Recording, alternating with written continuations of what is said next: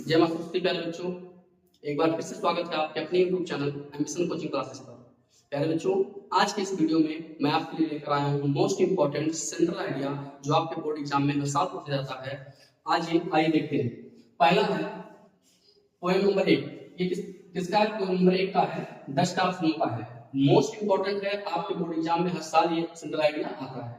तो आइए देखते हैं, एक एक शब्द का आपको मैं बताऊंगा यहाँ पर और बेहतर तरीके से आपको समझ में आएगा। चलिए, तो डस्ट ऑफ स्नो यानी कि बर्फ का टुकड़ा। डस्ट ऑफ स्नो का मतलब क्या होता है? बर्फ का टुकड़ा होता है। ठीक है, इसके जो पोएट हैं वो है रॉबर्ट फ्रॉस्ट। कौन है? रॉबर्ट फ्रॉस्ट जी है। ठीक है, आइए देखते हैं। सबसे पहले हम जानेंगे कि सेंट्रल आइडिया का मतलब क्या होता है। तो सेंटर का मतलब क्या होता है? केंद्र। तो सेंट्रल का मतलब क्या हो गया? केंद्रीय। आइडिया का मतलब होता है विचार। तो सेंट्रल आइडिया का मतलब हो गया केंद्रीय विचार। ठीक है, उम्मीद करता हूं समझ में आया होगा। सेंट्रल आइडिया का मतलब होता है केंद्रीय विचार। क्या होता है? केंद्रीय विचार होता है। ठीक है ना, केंद्रीय विचार। ठीक है, आइए देखते हैं एक एक का बढ़िया से अर्थ समझते हैं। लिखा है the central idea of the poem dust of snow. ये जो डस्ट ऑफ स्नो नामक कविता है, पोएम है, उसका जो केंद्रीय विचार प्यारे बच्चों is composed by Robert Frost. वो किसके द्वारा रचित है? रॉबर्ट फ्रॉस्ट के द्वारा रचित है। रॉबर्ट फ्रॉस्ट जी ने इसकी रचना किया है, इसको बताया है। ठीक है, इन दिस पोएम, इस कविता में the poet was in sad mood, यानी इस कविता में डस्ट ऑफ स्नो नामक कविता में जो पोएट जी हैं वो क्या है? इन सैड मूड, यानी कि दुखी मनोदशा में है। मूड का मतलब होता है मनोदशा। तो इस कविता में जो पोएट जी हैं रॉबर्ट फ्रॉस्ट, ये क्या है आपको? ये दुखी मनोदशा में है।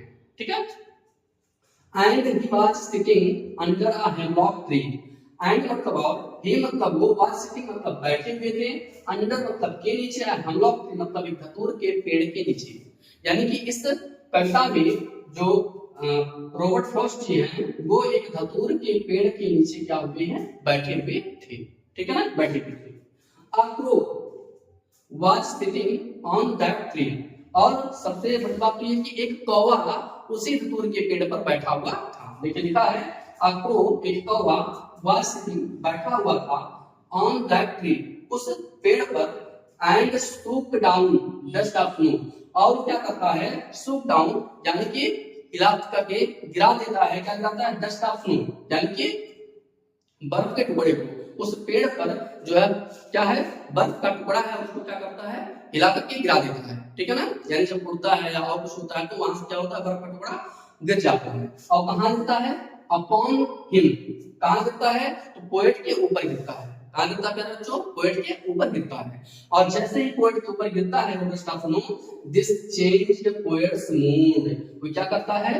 पोएट के मनोदशा को बदल देता है। ठीक है ना, एंड ही बिकेम हैप्पी। और उसके बाद क्या होता है? जो पोएट होते हैं वो खुश हो जाते हैं। देखो लिखा है ही बिकेम हैप्पी, वो खुश हो जाते हैं, एंड गिव्स हिम प्लेजर, और जो बर्फ का टुकड़ा है वो क्या देता है? उनको खुशी देता है, प्लेजर देता है। ठीक है ना, आनंदित कर देता है उनको। ठीक है, the poet wants to convey, और जो पोएट है वांट्स टू मतलब चाहते हैं, कन्वे मतलब बताना, वांट्स टू कन्वे मतलब बताना, यानी कि पोएट बताना चाहते हैं दैट कि समटाइम्स कभी कभी सर्टेन मोमेंट्स कुछ क्षण जो होते हैं हैव अ ग्रेट इंपॉर्टेंस, वो बहुत इंपॉर्टेंस रखते हैं। यानी कभी कभी कुछ क्षण जो होते हैं, छोटी छोटी जो क्षण होते हैं, यानी कहने का मतलब छोटी छोटी जो टाइम होते हैं वो क्या होते हैं? बहुत इंपॉर्टेंस होते हैं।